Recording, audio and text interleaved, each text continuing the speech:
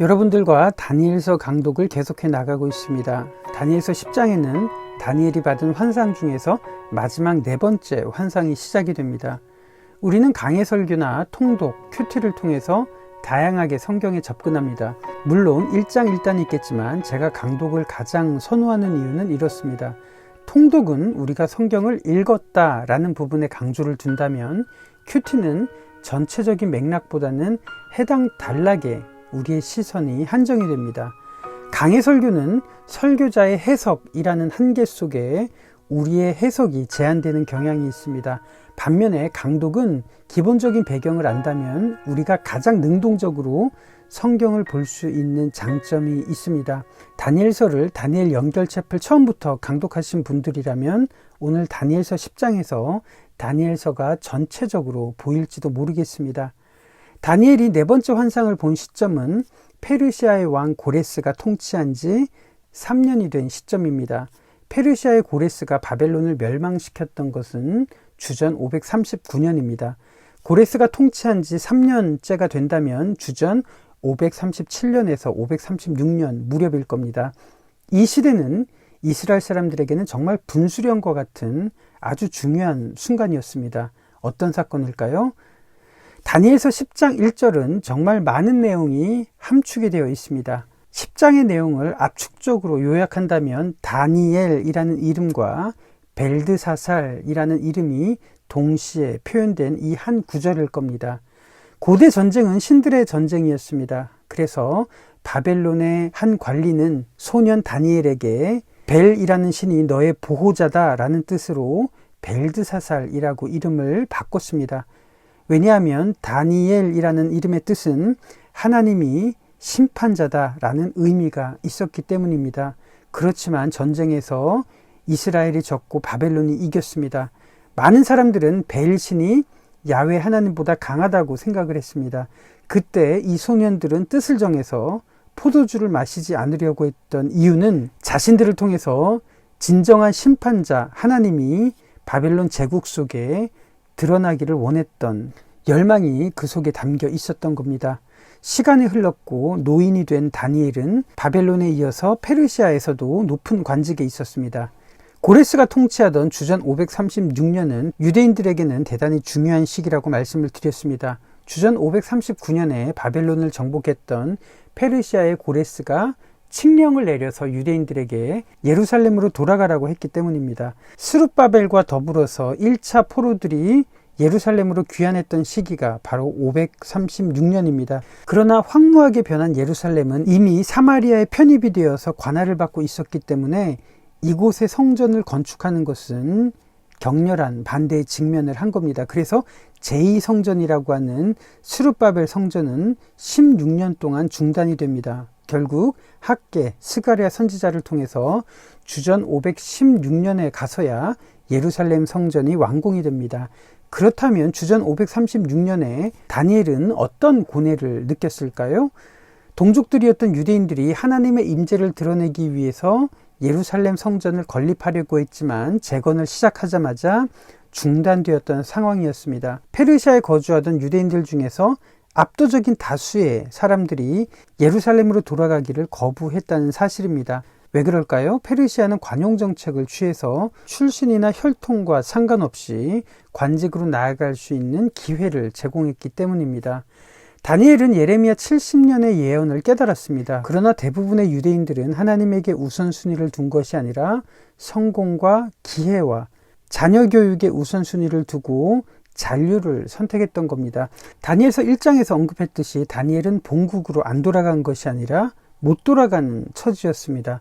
그러나 대부분의 유대인들은 안 돌아갔습니다.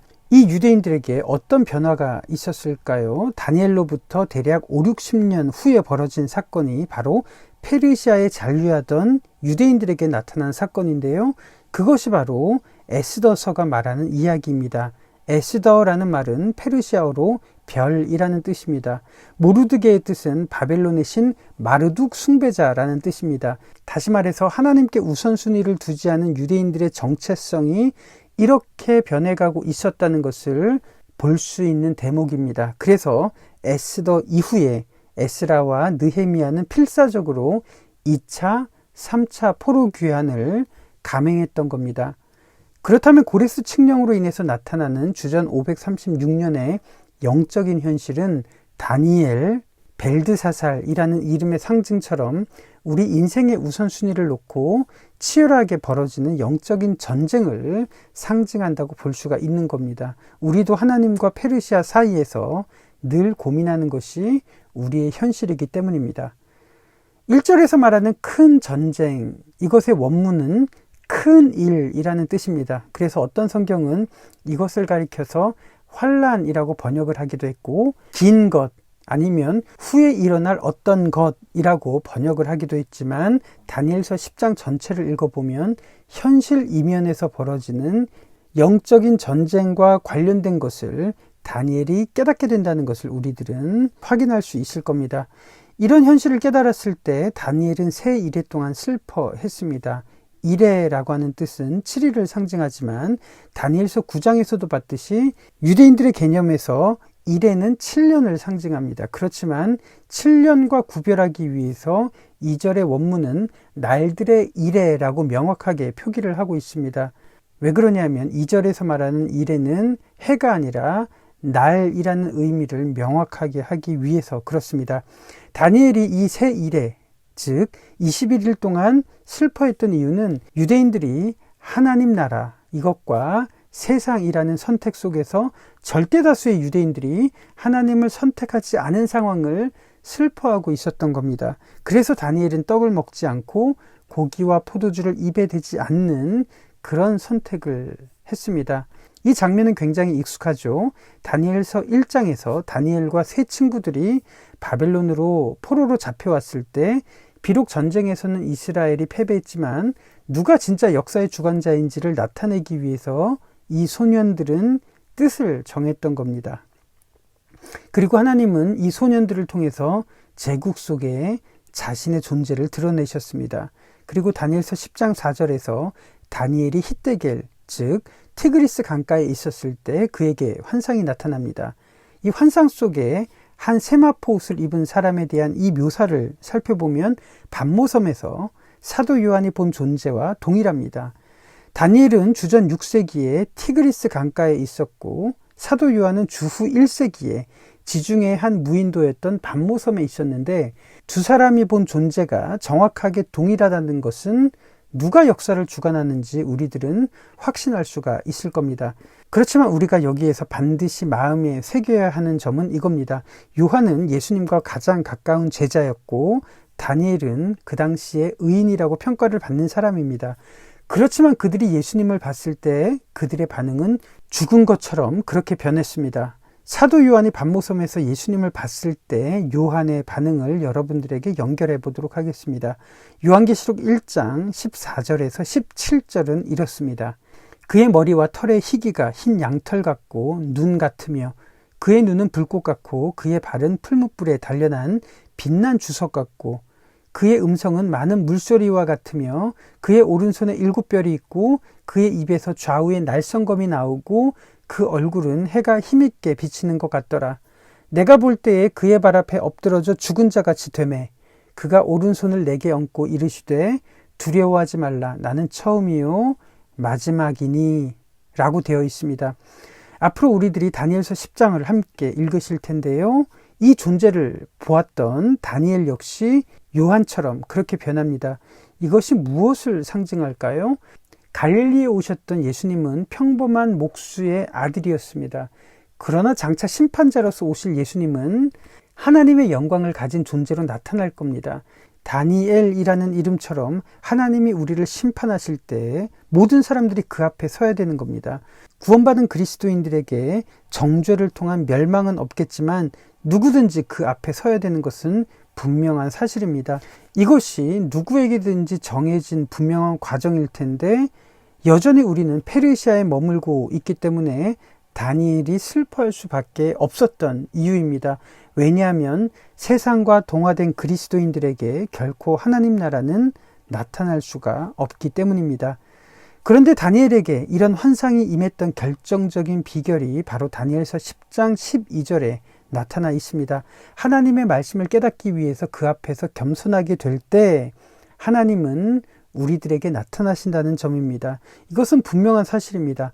우리의 마음이 낮은 곳으로 향하고 낮은 사람들을 공감할 때 하나님의 말씀이 비로소 우리들 삶 속에 깨달아지기 시작할 겁니다.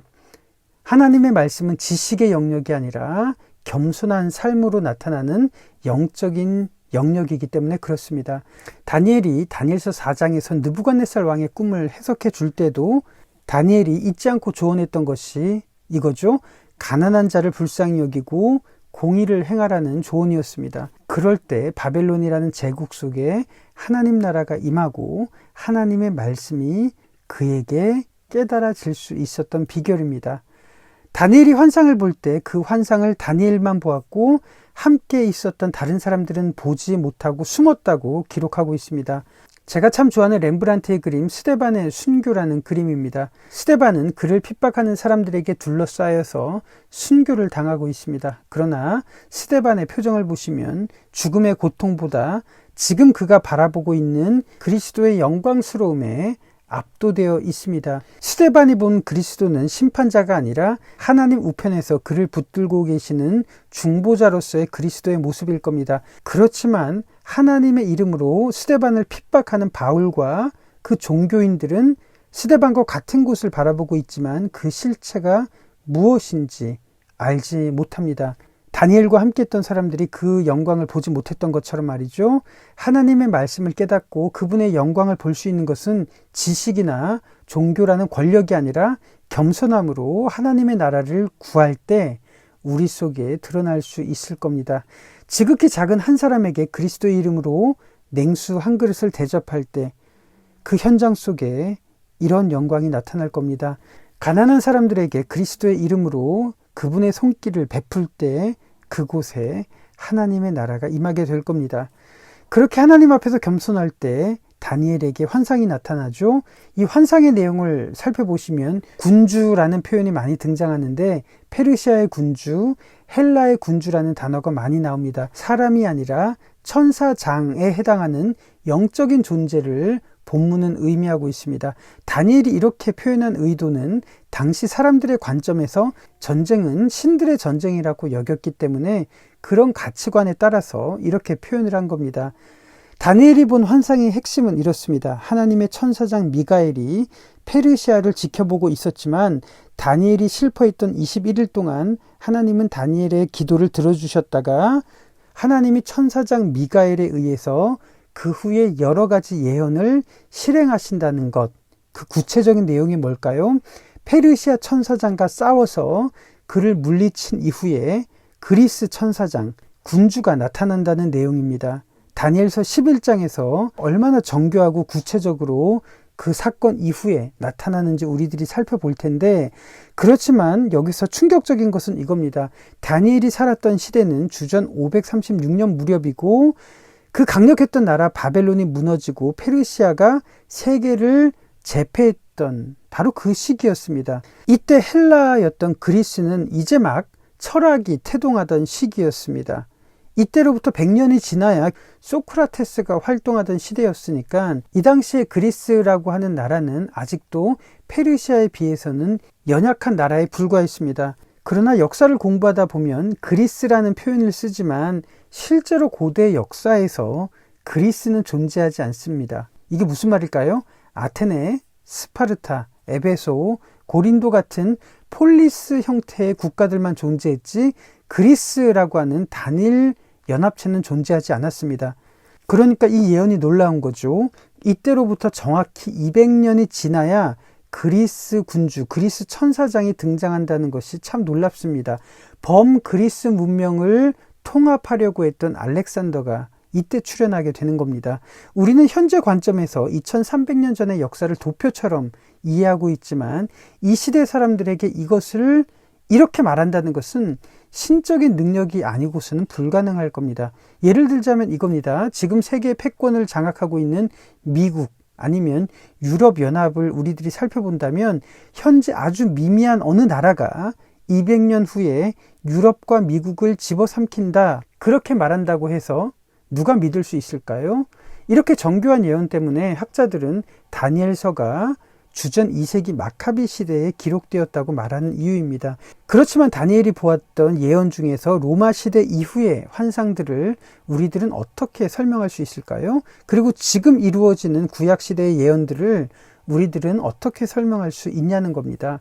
다니엘서 10장에서 말하는 큰 일은 전쟁일 수도 있을 겁니다. 그리고 인류 역사 속에서 이루어지는 예언의 성취 과정일 수도 있을 겁니다. 그러나 다니엘이 21일 동안 애통해하며 기도하고 있었을 때 실제로 영적인 세계에서 이루어지는 치열한 전쟁을 큰 일이라고 말하는 것과 무관하지 않을 겁니다. 우리가 기도하고 하나님의 나라를 이 땅에 드러내기 위해서 겸손해지고 낮아지면서 이 땅에 고통받고 굶주린 사람들을 바라볼 때 영적인 세계에서는 이렇게 큰 일이 벌어지고 있다는 것이 바로 다니엘서를 통한 우리들의 믿음일 겁니다. 이것을 기억하시면서 다니엘서 10장을 강독해 보도록 하겠습니다. 바사왕 고레스 제3년에 한 일이 벨드사살이라 이름한 다니엘에게 나타났는데 그 일이 참되니 곧 큰 전쟁에 관한 것이라. 다니엘이 그 일을 분명히 알았고 그 환상을 깨달으니라. 그때 나 다니엘이 새 이레 동안을 슬퍼하며 새 이레가 차기까지 좋은 떡을 먹지 아니하며 고기와 포도주를 입에 대지 아니하며 또 기름을 바르지 아니하니라. 첫째 달 24일에 내가 히데겔이라 하는 큰 강가에 있었는데 그때 내가 눈을 들어 바라본즉 한 사람이 세마포 옷을 입었고 허리에는 우바스 순금띠를 띠었더라. 또 그의 몸은 황옥 같고 그의 얼굴은 번갯빛 같고 그의 눈은 횃불 같고 그의 팔과 발은 빛난 녹과 같고 그의 말소리는 무리의 소리와 같더라. 이 환상을 나 다니엘이 홀로 보았고 나와 함께한 사람들은 이 환상은 보지 못하였어도 그들이 크게 떨며 도망하여 숨었느니라. 그러므로 나만 홀로 있어서 이 큰 환상을 볼 때에 내 몸에 힘이 빠졌고 나의 아름다운 빛이 변하여 썩은 듯하였고 나의 힘이 다 없어졌으나 내가 그의 음성을 들을 때에 내가 얼굴을 땅에 대고 깊이 잠들었느니라. 한 손이 있어 나를 어루만지기로 내가 떨었더니 그가 내 무릎과 손바닥이 땅에 닿게 일으키고 내게 이르되 큰 은총을 받은 사람 다니엘아, 내가 내게 이르는 말을 깨닫고 일어서라. 내가 내게 보내심을 받았느니라 하더라. 그가 내게 이 말을 한 후에 내가 떨며 일어서니 그가 내게 이르되 다니엘아, 두려워하지 말라. 내가 깨달으려 하여 내 하나님 앞에 스스로 겸비하게 하기로 결심한 첫날부터 내 말이 응답받았으므로 내가 내 말로 말미암아 왔느니라. 그런데 바사 왕국의 군주가 21일 동안 나를 막았으므로 내가 거기 바사 왕국의 왕들과 함께 머물러 있더니 가장 높은 군주 중 하나인 미가엘이 와서 나를 도와주므로 이제 내가 마지막 날에 내 백성이 당할 일을 내게 깨닫게 하러 왔노라. 이는 이 환상이 오랜 후의 일임이라 하더라. 그가 이런 말로 내게 이를 때에 내가 곧 얼굴을 땅에 향하고 말문이 막혔더니 인자와 같은 이가 있어 내 입술을 만진지라. 내가 곧 입을 열어 내 앞에 서 있는 자에게 말하여 이르되 내 주여, 이 환상으로 말미암아 근심이 내게 더함으로 내가 힘이 없어졌나이다.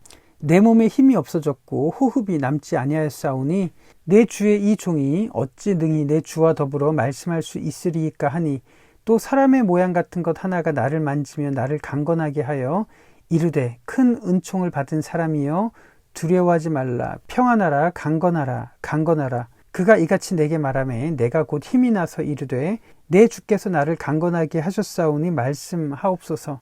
그가 이르되 내가 어찌하여 내게 왔는지 내가 아느냐. 이제 내가 돌아가서 바사 군주와 싸우려니와 내가 나간 후에는 헬라의 군주가 이를 것이라. 오직 내가 먼저 진리의 글에 기록된 것으로 내게 보이리라. 나를 도와서 그들을 대항할 자는 너희의 군주 미가엘 뿐이니라. 이렇게 다니엘이 티그리스 강가에 본 환상은 우리의 현실과 하나님 나라가 어떻게 연관되는지 보여주는 치열한 영적 전쟁입니다. 제가 사는 곳 100m도 안 되는 곳에 젊은 2명의 초등학교 선생님이 스스로 목숨을 끊으셨습니다. 최근에 정말 많은 선생님들이 스스로 목숨을 끊고 계십니다. 지금도 2시간마다 3명의 귀한 분들이 스스로 목숨을 끊는 공간에서 우리들은 살아가고 있습니다. 이런 분들을 극단적으로 몰고 간 배후에 그리스도인들이 있다는 것을 알게 됩니다. 우리의 현실에서 벌어지는 갑질에서 그리스도인들이 무관하지 않다는 것을 알게 됩니다. 무엇이 하나님의 나라이고 어떻게 하나님의 나라를 이 땅에 이룰 수 있을까요? 다니엘이 바벨론의 총리가 되고 페르시아의 고위 관리에 오를 때 하나님 나라가 임하는 것이 아니라 우리의 정체성이 페르시아라는 환경 속에서 동화되고 사라져가는 이 현실에 대해서 21일 동안 눈물을 흘리며 애통하고 기도하는 그 마음 속에서 하나님 나라는 임할 수 있을 겁니다. 그럴 때에 하나님의 말씀은 우리 눈앞에 선명하게 그 의미를 말씀하실 겁니다. 오늘 다니엘서 연결체풀은 여기까지입니다. 다음 시간에 다니엘서 11장에서 놀라운 예언을 함께 더 나누도록 하겠습니다.